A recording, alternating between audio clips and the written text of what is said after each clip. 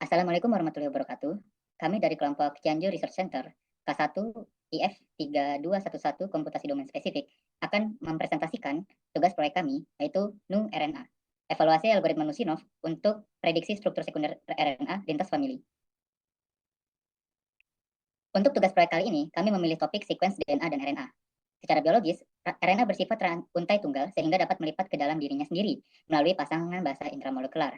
Lipatan ini menghasilkan struktur sekunder berupa stem loop, hairpin, yang kemudian membentuk struktur tersier 3 dimensi seperti yang terlihat.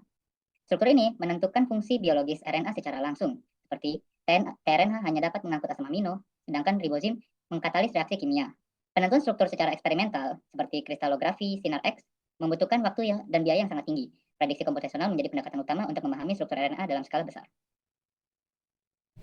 Nah, untuk dataset yang kami gunakan adalah dataset dari Archive 2. Ini merupakan benchmark standar yang berisi 3.950 sequence RNA dari 10 famili yang berbeda.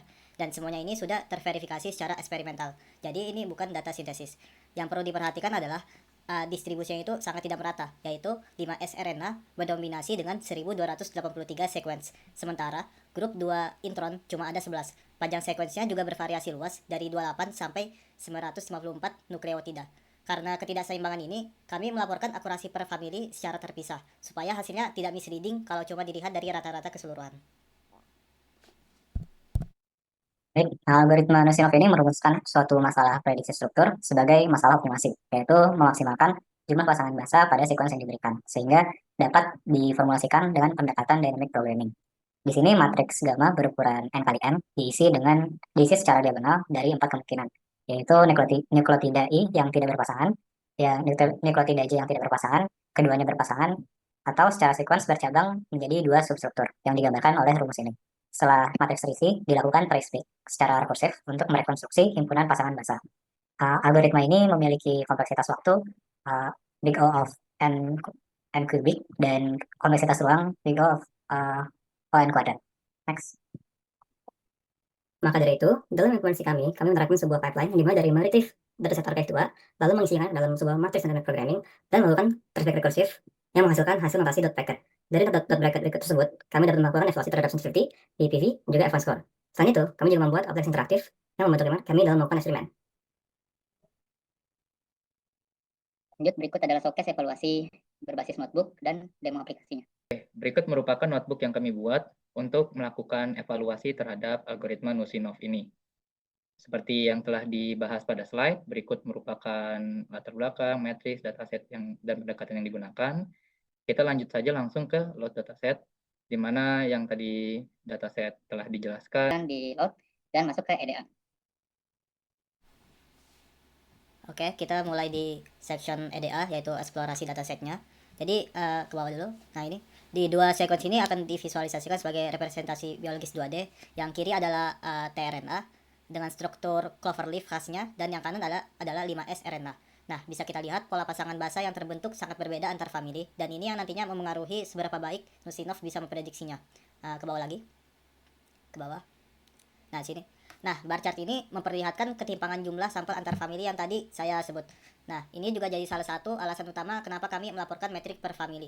Supaya famili yang kecil terlihat seperti grup 2 intron, bisa tetap kelihatan hasilnya. Nah, kita ke bawah lagi.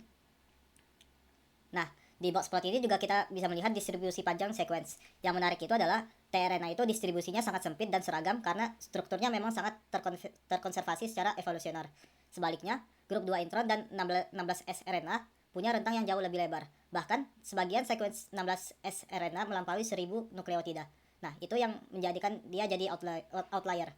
Nah, karena Nusinov berskala O(n) kubik, outlier sepanjang itu akan membuat komputasi sangat berat. Jadi kami putuskan untuk mengeluarkan 25S sequence yang lebih dari 1000 nukleotida. Nah, setelah filter ini totalnya jadi 3950 sequence yang masuk ke analisis. Ke bawah lagi. Nah, untuk scatter plot ini menampilkan dua panel sebelum dan sesudah filter tadi. Panel kiri memperlihatkan outlier panjang dari 16S RNA yang mendominasi sumbu horizontal. Setelah difilter, panel kanan jauh lebih rapi. Yang bisa kita perhatikan juga, tiap famili mengelompok di region GC content dan panjang yang berbeda-beda. Ini juga mengonfirmasi bahwa karakteristik tiap famili memang berbeda dan analisis memang harus dilakukan per famili supaya hasilnya informatif. Oke. Oke, selanjutnya dilakukan demonstrasi atas algoritma Nusinov yang keempat. Terus boleh scroll ke bawah matriksnya. Nah, untuk checkrate yang kami tunjukkan ini merupakan matriks gamma. Jadi semakin biru itu semakin tinggi nilai akumulasi antar pasangan basanya. Sehingga bertambah dari diagonal yang terpendek ke diagonal yang terpanjang sesuai recurrence yang sudah dijelaskan sebelumnya. Di sisi kanan, boleh scroll ke bawah di diagram selanjutnya. Nah, ada arc diagram hasil prediksi, di mana setiap busur ini mewakili satu pasangan basa hasil dari traceback. Next. Nah, selanjutnya ada prediksi batch. Di sini ya dilakukan prediksi terhadap seluruh data pada dataset. Bisa di next aja. Ini ada ya waktu komputasinya lumayan lama. Next. Langsung next. Nah, untuk evaluasi di sesi ini setelah dilakukan hasil evaluasi batch yang sebelumnya pada 3.950 sequence, nilai F1 rata-rata untuk secara keseluruhan adalah 0,166 dan dari rentang 0,05 untuk tmRNA hingga 0,247 untuk tRNA. Sensitivitas ini bisa dilihat sensitivitasnya selalu lebih tinggi daripada PPV di setiap family, dan hal ini menunjukkan adanya kecenderungan dari algoritma Nusinov ini yang memprediksi terlalu banyak pasangan basa. Next. Oke, berikutnya kami melakukan simulasi perbandingan antara prediksi dan referensi pada dua sekuens representatif, yaitu tRNA dan 5S rRNA. Pasangan basa kami warnai dengan 3 tipe kesalahan. Yang pertama true positif warna hijau, false positif warna merah, dan juga false negatif warna orange. Di sini kami pertama melihat dulu perbandingan pada tRNA, yang dimana dapat ditemukan bahwa sequence ini mencatat sensitivity 0,476, PPV 0,357, dan juga F1 0,408. Di atas rata family 0,27 karena strukturnya terkonversasi. Tipe hijau terkonsentrasi pada stem helix utama cloverleaf. False positif merah muncul region loop yang kompatibel secara sequence namun tidak berpasangan dalam referensi. False negatif orange seringkali pada pasangan referensi anti-codon loop yang membutuhkan konteks termodinamika. Dan berikutnya, kami juga melakukan perbandingan pada sequence 5S rRNA, yang dimana pada sequence ini mencatat sequence sensitivity 0,611, PTV 0,489, dan juga F1 0,543, jauh di atas rata family juga, karena merupakan sequence pendek dengan struktur yang sangat terkonservasi. Meskipun demikian, PVV tetap lebih rendah dari sensitivity, menunjukkan masih ada FT pada region helix alternatif yang valid secara komplementer, namun tidak sesuai secara konteks biologis sesungguhnya. Dan berikutnya, kami melakukan juga analisis kuantitatif untuk menjawab 3 pertanyaan penelitian. Yang pertama, variasi F1 antar family, pengaruh panjang sekuens terhadap F1, dan pengaruh kandungan GC terhadap F1. Pertama, kita tulis saja, pada rata-rata F1 per family, ditemukan bahwa rentang F1 dari tRNA dan tmRNA menunjukkan bahwa algoritma Nusinov itu bekerja secara seragam. Dimana kalau kita mengingat lagi distribusi panjang sequence family, ditemukan bahwa tRNA dan 5sRNA unggul karena struktur pendek dan terkonservasi. Sedangkan tmRNA dan telomerase berada di bawah karena arsitektur kompleks dengan pseudonode yang tidak dapat dimodelkan oleh algoritma. Berikutnya kita juga melihat panjang sequence khusus F1. Di sini semakin dibuktikan lagi bahwa F1 menunjukkan cenderungan menurun pada sequence lebih panjang, meskipun dengan versi lebih besar.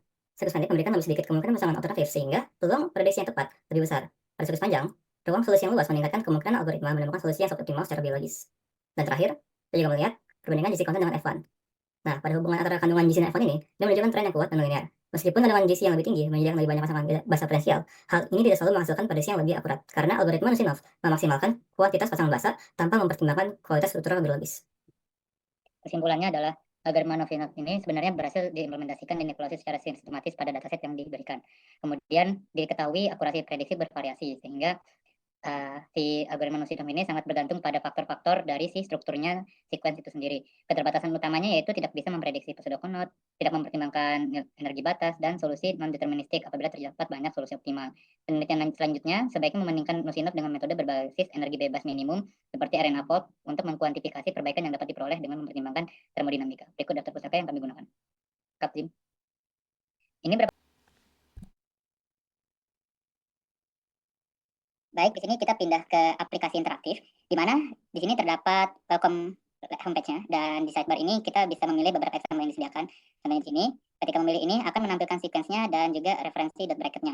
Dan ketika mengeklik predict, algoritma Nusinov berjalan dan akan menghasilkan prediksi struktur yang seperti ditampilkan pada notebook tersebut. Ditampilkan juga statistiknya, di mana family-nya apa, panjangnya berapa, GC content, dan eksekusi time-nya berapa, kemudian pasangan basanya berapa, dan matriks yang dihasilkan dari prediksi itu, seperti sensitivity, PPV, F1, dan MCC-nya. Nah, kemudian juga terlihat arc diagramnya juga pada tab. Mungkin itu sekian presentasi dari kami, kurang lebihnya mohon maaf. Wassalamualaikum warahmatullahi wabarakatuh.